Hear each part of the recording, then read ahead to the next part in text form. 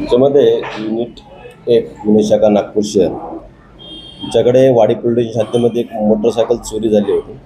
त्या मोटरसायकल चोरीचा समांतरपणे तपास करत असताना आमच्या पथकाला एक माहिती मिळाली की सराईत गुन्हेगार त्यापूर्वी त्याच्यावरती मोटरसायकल चोरीचे मोठ्या प्रमाणात गुन्हे दाखल आहेत। तो राहणारा मूळ मध्य प्रदेशचा आहे, परंतु महाराष्ट्रामध्ये येऊन नागपूर शहरामध्ये येऊन असे चोरीचे प्रकार करतो आणि इथून वाहनं चोरी करून MP मध्ये विक्री करतो, अशी गोपनीय खबर होती।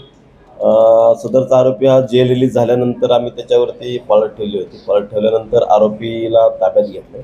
आरोपीस ताब्यात घेऊन त्याच्याकडे त्याचं CDR ॲनालिसिस करून आपल्याकडे ज्या नागपूर शहरामध्ये वेगवेगळ्या ठिकाणी चोऱ्या झालेल्या आहेत त्याच्याबद्दलची आपण त्याच्या CDRशी तुलना केली। त्यावरून लक्षात आलं की ज्या ज्या ठिकाणी अशा चोऱ्या होत आहेत त्या ठिकाणी आरोपीचं लोकेशन घेऊन येत आहे। त्याच्या आधारे आपण आरोपीकडे तांत्रिकदृष्ट्या तपास करून त्याच्याकडे सविस्तर सखोल चौकशी केली असता त्याने अशा प्रकारे चोऱ्या केल्याचे कबूल केले। त्याच्यामध्ये त्याने महाराष्ट्रातून नागपूर शहरातून तसेच भंडारा नागपूर ग्रामीण या भागातून मोटरसायकल चोऱ्या करून तो ते मोटरसायकल्स त्याचं मूळ गाव बैतूल जिल्ह्यामध्ये आहे त्या ठिकाणी घेऊन जात होता। तिथे त्याचा भाऊ आहे, त्या भावाच्या माध्यमातून तो त्या ठिकाणी ग्रामीण भागातील जे शेतकरी आहेत त्यांच्या दैनंदिन वापराकरता त्यांना त्या वाहनं विक्री करत होता आणि त्यांना त्या वाहनाचे पेपर्स नंतर आणून देतो असे सांगून ॲडव्हान्स रक्कम घेत होता।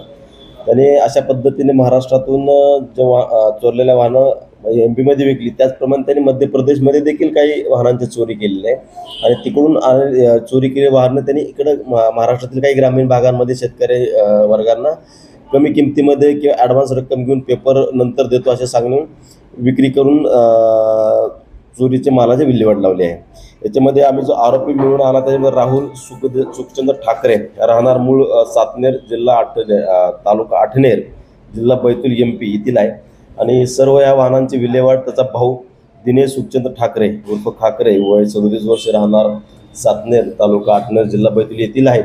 या दोघांना ताब्यात घेऊन सविस्तर चौकशी केल्यानंतर असं लक्षात आलं की हे फक्त आठवडे बाजार असतात नागपूर शहरामध्ये, त्या आठवडे बाजारामध्ये जातात आणि त्या ठिकाणी पर्टिक्युलरली शाईन आणि स्प्लेंडर या दोनच मोटरसायकल त्यांनी टार्गेट करून या दोनच प्रकारच्या मोटरसायकलची चोरी केल्याचं दिसून येत आहे।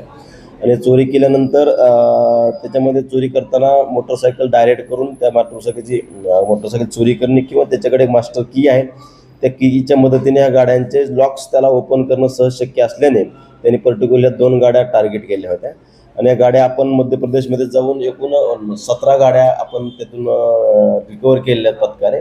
त्याचप्रमाणे महाराष्ट्रामधून MP मधून विकलेल्या गाड्या चोरलेल्या गाड्या ज्या नागपूर शहरामध्ये असतील किंवा कारंजा या भागातून ज्या लोकांना विक्री केली होती अशा 14 मोटरसायकल त्याच्याकडून रिकवर केल्या आहेत। अशा पद्धतीने एकूण 31 मोटरसायकल्स आपण त्याच्याकडून हस्तगत केले आहेत। त्याच्यामध्ये आतापर्यंत आपल्याला 27 गुन्हे दाखल असल्याची माहिती मिळालेली आहे। बाकी 4 वाहनांची आपण माहिती घेतो त्याच्यामध्ये गुन्हे किती दाखल आहेत का आणि त्याप्रमाणे गुन्हे दाखल करून पुढील कारवाई करत आहोत। अशा प्रकारे आरोपीचा रेकॉर्ड तपासला असता आरोपीवरती यापूर्वी 40 मोटरसायकल चोरीचे गुन्हे दाखल असल्याची माहिती मिळाली। त्याचसोबत नागपूर शहराचा गुन्हे अभिलेख तपासला असता हा आरोपी या नागपूर शहरातील इतर 9 पोलीस स्टेशनमध्ये वेगवेगळ्या गुन्ह्यामध्ये पाहिजे असल्याची माहिती मिळाली। अशा प्रकारे आरोपीकडून एकूण सध्या 31 वाहने हस्तगत केली आहेत, 31 गुन्हे त्याच्याकडून डिटेक्ट केले आहेत। त्याचप्रमाणे ज्या दाखल गुन्ह्यांमध्ये तो पाहिजे होता असे 9 गुन्हे आहेत। असे एकंदरीत 40 गुन्ह्यांमध्ये आरोपीला आपण गुन्हे उघडकीस आणून युनिट 1 पथकाने कारवाई केली आहे। त्याच्यामध्ये आम्हाला आमचे पोलीस आयुक्त Shri Singal sir, joint CP Shri Reddy sir, त्याचबरोबर additional CP crime Shri Pardeshi sir, DCP Makanikar sir, SIP crime Shri Patil sir यांचं बहुमूल्य मार्गदर्शन लाभलं आहे आणि त्यांच्या मार्गदर्शनाखाली आमच्या युनिटने अशी कामगिरी केली आहे।